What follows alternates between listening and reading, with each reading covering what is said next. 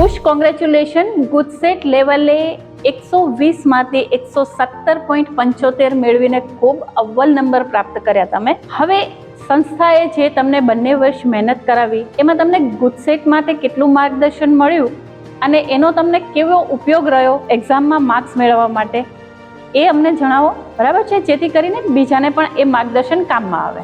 ગુજકેટમાં સંસ્થા તરફથી અમને સારું માર્ગદર્શન મળ્યું. શિક્ષકો પણ ક્લાસમાં માર્ગદર્શન આપતા હતા.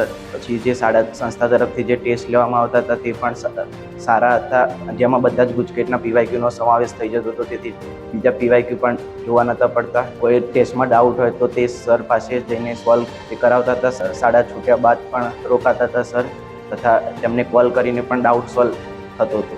બોર્ડની પરીક્ષા બાદ સંસ્થા તરફથી ગુજકેટના ટેસ્ટ લેવામાં આવ્યા હતા. તેનાથી સારું ઘણું ફેર પડે, જેનાથી કોન્ફિડન્સ પણ બૂસ્ટ થયો હતો અને ટાઈમ મેનેજમેન્ટની ખબર પડી કે આટલા ટાઈમમાં આટલું પોર્શન પૂરો કરવાનો, જેનાથી ઘણો ફાયદો થયો.